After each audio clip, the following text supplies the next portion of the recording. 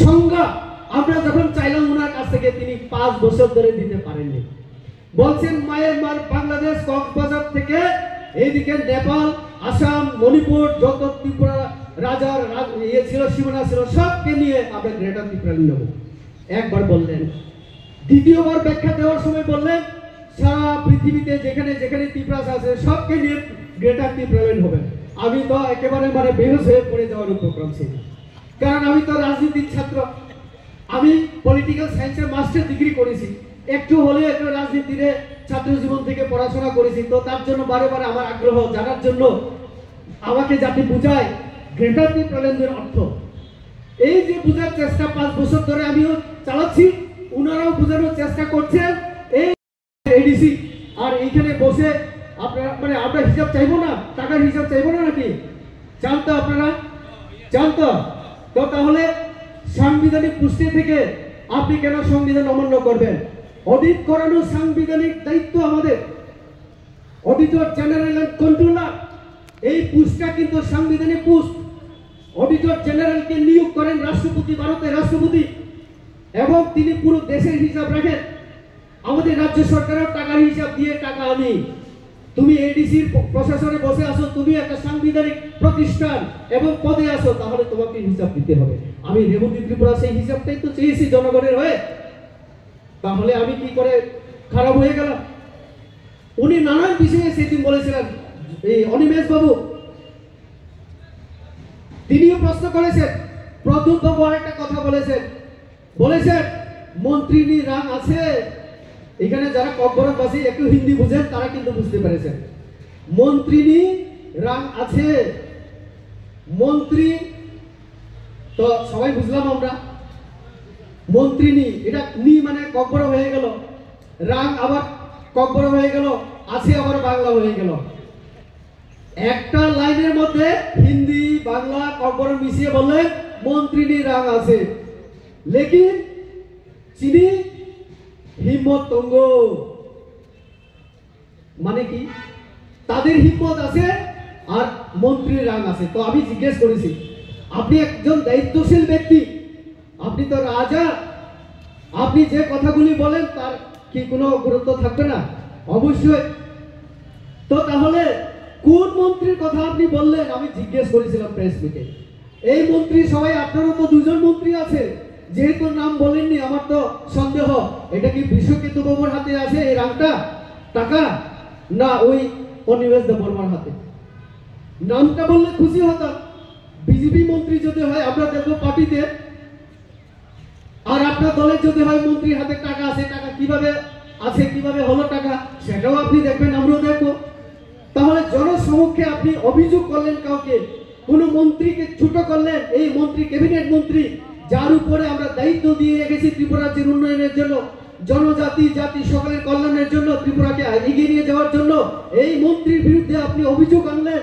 আমি প্রশ্ন করব না আপনাকে, নামটাও বলে দিন, এই কথা আমি বলতে পারি না, আমি কি গণতান্ত্রিক, আমার অধিকার নেই? তাহলে রেবতী ত্রিপুরা শর্টমেট এই খারাপ হয়ে গেলাম কেন? রাবিশ কথাবার্তা আমি কিভাবে বললাম? এটা আমার গণতান্ত্রিক অধিকার ভাই, আমি গণতন্ত্রে আছি, তোমার রাজতন্ত্রে নই আমি। অনিমেষ বাবু কি বলেছেন? অনিমেষ বাবু বলেছেন যে বিজেপি ন্যাশনাল পার্টি আঞ্চলিক দলগুলিকে শেষ করে দেয়। আমি তার প্রতিক্রিয়া, তার জবাব আমি জানতে চেয়েছিলাম অনিমেষ বাবুর নাম ধরে। আজকেও আপনাদের মাধ্যমে, মিডিয়ার মাধ্যমে আমি অনিমেষ বাবুকে প্রশ্ন করছি। আপনি উদাহরণ দিয়েছেন বড়োল্যান্ডে আমরা নাকি শেষ করেছি কোন আঞ্চলিক দলকে। আর বড়োল্যান্ডে যত দল আছে সব আমাদেরই দল, এনডিএর পার্টনার। একটা দল হেরেছে, একটা দল জিতেছে। সেখানে ঠিক আছে, হেমন্ত বিশ্ব শর্মা তো একটু ভালো মুখ্যমন্ত্রী, তো কাজেই ওনাকে তো দুর্নাম করার চেষ্টা আপনারা করবেন। আমাদের নেতার সব থেকে বড় মানে চেয়ারম্যান হিসাবে উনি উত্তর পূর্বাঞ্চলের মুখ্যমন্ত্রীদের মধ্যে সব থেকে পাওয়ারফুল সিনিয়র, তার জন্য ওনাকে আঘাত করতে চাইছেন, ধরে নিলাম। কিন্তু ত্রিপুরা রাজ্যের ইতিহাসে আঞ্চলিক দলকে ভাঙার জন্য যারা সব থেকে দায়ী তারা কে? অনিমেষ বাবু খুদ। অনিমেষ বাবু খুদ। আপনি তো বানিয়েছিলেন একটা এনসিটি, আপনি চিন্তা করলেন, সুবুদ্ধি এলো আপনার মধ্যে, বললো সব দল মিলে আমরা বানিয়ে ফেলবো আইএনপিটি। আইএনপিটি বানিয়ে আবার ভেঙে দিলে হয়ে গেলেন আইপিএফটি। এরপরে আপনার আবার চিন্তা এলো আমি মাথাতে চলে যাই। বারবার আপনি দল ভাঙছেন, দল গড়ছেন, আবার একটা দল থেকে অন্য দলে যাচ্ছেন। এই জন্য দায়ী আপনি নিজে। আঞ্চলিক দলকে যদি কেউ ভেঙে থাকে তাহলে প্রদ্যুৎ বাবু, অনিমেষ বাবুরা, বিজেপি না। বিজেপি বরং ছোট ছোট আঞ্চলিক দল, ছোট ছোট আঞ্চলিক দলে যে সমস্ত কর্মী গরিব মানুষ তাদেরকে ক্ষমতা এবং তাদেরকে বাঁচার উপযুক্ত করে সুযোগ সুবিধা দিয়ে আমরা বাঁচিয়ে রাখছি। আমরা বরং তাদেরকে সাহায্য করছি। আর সেই জায়গায় টিপ্রাসাদের মধ্যে যদি বাঙ্গন তৈরি করে, টিপ্রাসাদের যদি ডিভাইড করে, ডিভিশনের যে রুল প্লে করো, তাহলে তোমরা প্রদ্যুৎ বাবু, অনিমেষ বাবুরা, আইপিএফটি শুক্লাচরণ নোয়াতিয়া, প্রেমচন্দ কুমার রিয়া এই কয়েকদিন আগেও প্রেস মিটে, কয়েকদিন আগে জনসভায় তাদের বলতে বাধ্য হয়েছে। এক সময় আইপিএফটির 8 জন এমএলএ মন্ত্রী তাদেরকে টস টস করে ভেঙে এখান থেকে চলে গেল মেমর জমাতিয়ারা, অনিমেষ দেববর্মারা। আর সেই সময় এই প্রদ্যুৎ বাবু তো এনজিও করতেন। এই এনজিও করতে করতে তিনি সবাইকে ডাকলেন রাজা হিসেবে, मैं हूं आप सब चले आओ आप सब। টিপ্রাল্যান্ড ছিল সেই সময় দাবি। রাজা তো সব সময় আমাদের সঙ্গে চালাকি করে, রাজার মতোই রাজত্ব করার চেষ্টা করেন। এটাই প্রমাণ। তিনি একটা শুধু শব্দ লাগিয়ে দিল টিপ্রাল্যান্ডের সামনে, গ্রেটার টিপ্রাল্যান্ড। তার আগে সিভিল সোসাইটির নাম করে বন্ধ ডাকা হয়েছিল, হাঙ্গামা হয়েছে শান্তির বাজারে, নিরীহ মানুষের উপরে অত্যাচার করা হয়েছে। সেখানে ভিডিও থেকে শুরু করে পুলিশ অফিসার কেউ রেহাই পায়নি। সাধারণ দোকানদার, লোন নিয়ে যারা দোকান দিয়েছে তাদের তছনছ করে দেওয়া হয়েছে। আমাদের যে শান্তি সম্প্রীতি এটাকে নষ্ট করার ষড়যন্ত্র সেদিন হয়েছিল। নাম রাখা হয়েছে সিভিল সোসাইটি, সিভিলাইজড সোসাইটি। যারা সিভিল মানে যারা এই মানুষ, ভদ্র মানুষ, তারা কি এরকম করে না। আবার কার নির্দেশে? সেটা রঞ্জিত বাবু সেদিন ভালোই বলেছে, কারোর নির্দেশে হয়েছিল। তাহলে কি হচ্ছে? ত্রিপুরা রাজ্যে বারবার কিন্তু ওই শান্তি সম্প্রীতি, আমাদের এখানে আমরা যে একসঙ্গে আছি এবং একসঙ্গে থাকার পরে ত্রিপুরা রাজ্যে যে উন্নয়ন হচ্ছে, এই উন্নয়ন এবং শান্তি বিরোধী যারা, তারা কিন্তু সহ্য করতে পারছে না। তার জন্য বারে বারে ত্রিপুরাকে, বারে বারে জনজাতিকে টার্গেট করে তাদের মাথায় কিন্তু সেন্টিমেন্ট ইমোশন ঢোকানোর চেষ্টা হচ্ছে। আমার জনজাতি ভাই বোন, আমাদের এই কথা চিন্তা করা দরকার, বুঝা দরকার। 27 তারিখ যে জমায়েত নাম দিয়েছে ওয়ান নর্থ ইস্ট, আমি তাদেরকে প্রশ্ন করেছিলাম, আমাদের পার্টির তরফ থেকে বলা হলো, রেবতী তুমি, বিমল চাকমা ভাইস প্রেসিডেন্ট, সাধারণ সম্পাদক আমাদের বিপিন, তোমরা একটু প্রেস মিট করো। পার্টি হয়তো চিন্তা করেছে যেহেতু ওইটা জনজাতির জনসমাবেশ, ওইখানে বিজেপির মধ্যে যারা জনজাতি, কোন নেতৃত্বকে দিয়ে এই কথাগুলি যদি মিটটা করায় প্রেস মিট, তাহলে ভালো হবে। পার্টি আমাদেরকে দায়িত্ব দিল, আমরা প্রেস মিট করলাম। আমরা সব কথার বিরোধিতা আমরা করিনি। কিছু কিছু বক্তব্য, কিছু কিছু তাদের যে কার্যকলাপ, তাদের যে আচরণ, অঙ্গভঙ্গিমা, এইগুলির বিরুদ্ধে, কথার বিরুদ্ধে আমরা একটু প্রতিক্রিয়া ব্যক্ত করতে আমরা প্রেস মিট করেছিলাম। আমি আমার বক্তব্য রাখতে গিয়ে আমি বলেছিলাম, এই ত্রিপুরা মাথার জন্ম তো হয়েছিল গ্রেটার ত্রিপুরাল্যান্ড, এই দাবিকে সামনে রেখে আমি সেদিন প্রদ্যুৎ বাবুর যে বক্তব্য আমি সেদিন শুনে উনাকে আমি প্রশ্ন করেছিলাম, শুনে এই প্রদ্যুৎজি, আপনি তো গ্রেটার ত্রিপুরাল্যান্ডের কথা 2023 নির্বাচনে ইস্তেহারের মধ্যে কোথাও তো রাখেননি। তাহলে গ্রেটার ত্রিপুরাল্যান্ড সম্পর্কে আপনি যে ভাষণ রাখলেন, 5 साल बाद होगा, नहीं तो 10 साल बाद होगा, नहीं तो कभी ना कभी तो होगा। আপনি তো বলেছিলেন এডিসি নির্বাচনের আগে 2021-এ একবার এডিসিতে ক্ষমতায় বসা, 10 তারিখ রেজাল্ট হবে, 11 তারিখ ত্রিপুরাল্যান্ডের জন্য বিল আনা হবে। আমি তো সেই কথাই প্রশ্ন করেছিলাম আপনাকে। আমি জিজ্ঞেস করেছিলাম 5 বছর হতে চললো, আপনি এখনো বিলটা আনলেন না। আর ওই 2023 নির্বাচনের বিধানসভায় সেখানেও আপনি এই কথা রাখলেন না, কোনো লিখার মধ্যে শব্দের মধ্যে রাখলেন না। ত্রিপুরাল্যান্ড ইস্যুই রইল না।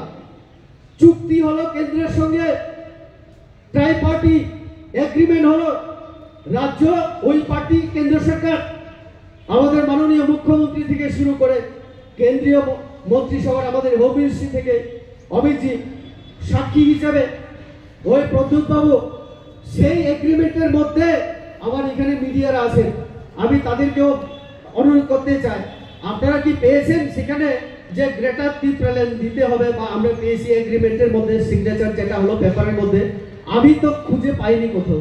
তো তার জন্য আমি ওনাকে জিজ্ঞেস করলাম, अरे प्रद्युत जी आप बोलते हो ग्रेटर त्रिपुरालैंड मेन इशू है, लेकिन आप तो भूल गए थे 2023 इलेक्शन में जो मैनिफेस्टो आपने बनाया, जो एग्रीमेंट आपने किया वहां तो आपने वहां मेंशन नहीं किए, तो ये ग्रेटर त्रिपुरालैंड आपको कहां से कौन देगा, कैसे मिलेगा आपको, इसका जवाब दीजिए ना। আমি আমরা কি করেছি জবাব তো তিনি দেননি। আমি সেদিন প্রশ্ন করেছিলাম, आप तो ये बोले थे कि एक बार एडीसी में बिठाओ हम लोगों को, ट्रांसपेरेंट गवर्नेंस देंगे, ये बोला था आपने। आपका ट्रांसपेरेंट गवर्नमेंट कहाँ है वहां? मैं बार बार आपको पूछ रहा हूं, ये ऑडिट क्यों नहीं करवाया आपने? जो पैसा हम लोग दिया वो उस पैसा का हिसाब कहाँ है आपके पास? तो ये कथार उत्तर तो आपनी देन ना। संविधाনের কথা বলেন, সংবিধান মানছেন না আপনি, তার জবাব দেবেন না, পাবলিক জিজ্ঞেস করবে না আপনারা, তারা ভাবছে।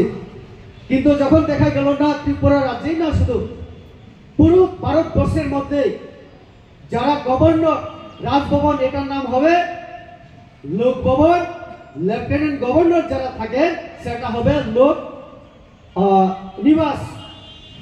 কেন্দ্রীয় সরকারের তরফ থেকে যখন নোটিফিকেশন জারি করা হলো, এই নোটিফিকেশন যে আসতে আমাদের কয়েক ঘন্টা সময় লাগলো, আমাদের নেতারা সহ্য করতে পারে না।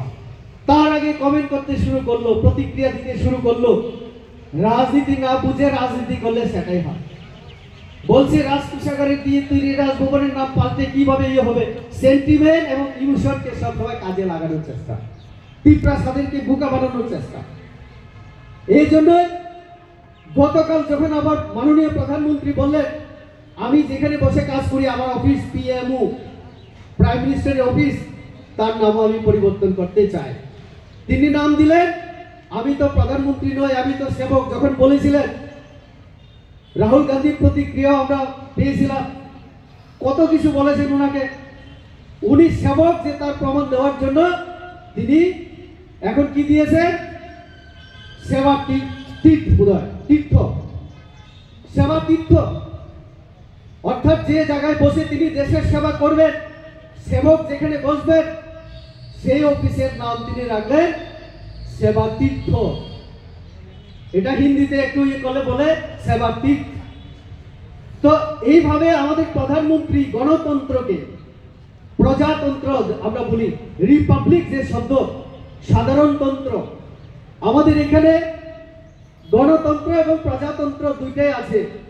আমরা অনেক সময় যারা রাজার অন্ধভক্ত, যারা রাজা এবং রাজ শব্দ শুনলে আতঙ্কিত হয়, চিন্তিত হয়, তারা এই দুইটাকে অনেক সময় বুঝতে পারে। আমি না হয় সংবিধান জানি না, রাজনীতি কম বুঝি, কিন্তু যারা বুঝে তাদের একটু চিন্তা করে বলা দরকার। প্রজাতন্ত্রে রিপাবলিক শব্দ যেখানে হেড অফ দি স্টেট, রাষ্ট্রপতি আমাদের দেশে, উনি কোনোভাবে বংশ পরম্পরাগত ভাবে এই পোস্টে থাকেন না, পরিবর্তন হয়। রামনাথ কোবিন্দ এর আগে রাষ্ট্রপতি, এখন দ্রৌপদী মুর্মু। তো কাজে ইংল্যান্ড, ওইটাতেও গণতন্ত্র আছে কিন্তু প্রজাতন্ত্র না, কারণ ওইখানে রাজা বা রানী বসে রাজত্ব করেন। এই ফারাকটাও বুঝতে পারেন না। তো এইভাবে আমাদের এখানে হয়েছে। তো কাজে বিহারের যে নির্বাচন, তার যে ফলাফল, আমরা এই জন্যই আজকে এখানে সমাবেশ করছি, অনেক কথা বলার জন্য। আমাদের ত্রিপুরা রাজ্যে এখন আমরা দেখছি ইদানিং রাজনীতি খুব গরম হচ্ছে, আপনারা দেখেছেন। আমার তো, আমি বললাম একটু আগে, আমি তো শর্টম্যান। আমি কি অন্যায় করলাম? 27 তারিখ একটা জনসভা